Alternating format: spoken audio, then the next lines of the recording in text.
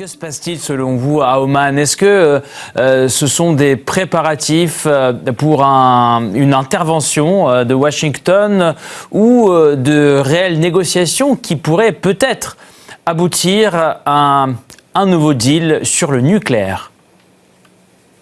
C'est très difficile de savoir ce qui se passe dans la tête de Donald Trump. Rappelons-le, en 2025, en juin 2025, il y avait ces négociations, toujours à Mascate, Oman, et il a attaqué. Israël tout d'abord a attaqué, puis les Américains ont attaqué les sites nucléaires iraniens. Et cette fois-ci, c'est à l'envers.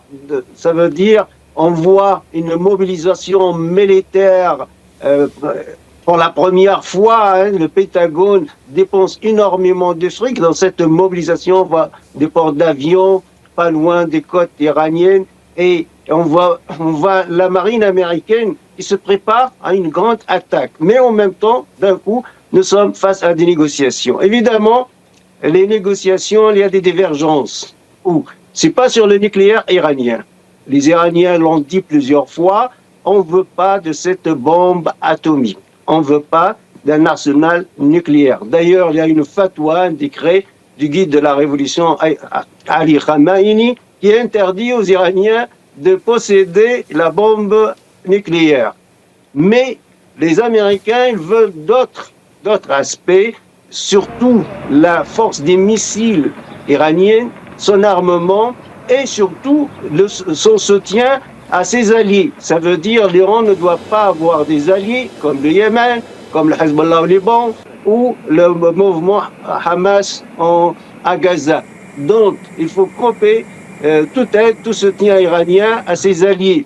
Et là, les Iraniens, évidemment, ils refusent totalement, sinon ils vont perdre toute la souveraineté d'État, toute la légitimité de la révolution et du pouvoir en place. Qu'est-ce qui nous reste alors si vous ne voulez pas qu'on s'arme, on n'a pas nos missiles, on ne fabrique pas des missiles, et deuxièmement, on ne soutient pas nos alliés, et qu'est-ce qu'il reste alors? Alors, pour le nucléaire, ils sont tout à fait d'accord, ils sont prêts. D'ailleurs, ils ont signé un accord avec 5+1 en 2015, à l'époque, Barack Obama, qui était le président des États-Unis d'Amérique. Cet accord est passé par le Conseil de sécurité, donc il devient partie du droit international, mais Donald Trump, en 2018, il a dit non, je ne veux plus de cet accord. Donc là, je parle au plan juridique et de droit international, les Iraniens ont toujours respecté à la lettre le droit international, et non pas les États-Unis d'Amérique. Alors, selon vous, quel argument les États-Unis vont-ils utiliser pour éventuellement frapper l'Iran aujourd'hui? En Russie, on dit que lorsqu'un fusil est accroché à un mur dans une pièce de théâtre, il doit tirer à la fin de la pièce. Alors, cette pièce, on la voit, on l'observe, des négociations, des pourparlers qui débutent, qui sont annulés ensuite, qui reprennent.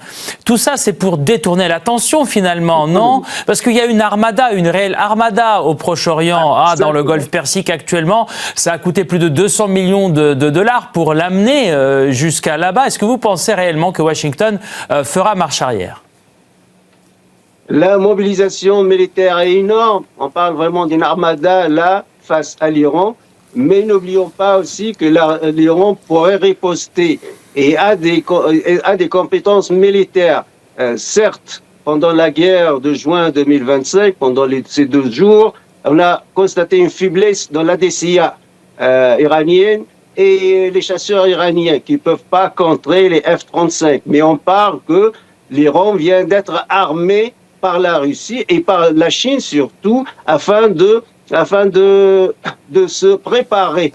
Et surtout, elle repose par ses missiles, c'est ça sa force de frappe. Donc aussi, n'oublions pas que l'Iran, ce n'est pas le Venezuela, ce n'est pas un petit pays. L'Iran est un grand pays. On parle de 90 millions d'habitants ou plus. Et donc, il y a la logistique démographique, un grand territoire et des alliés fiables. À leur tête, la Russie et la Chine. Parce que si on veut frapper l'Iran, on veut changer le régime iranien, faire tomber le régime iranien de l'extérieur. D'ailleurs, c'est contre la charte de l'ONU, parce que il ne faut pas l'ingérence dans les affaires des États afin de changer des régimes. Ça, c'est contre la charte de l'ONU, contre le droit international.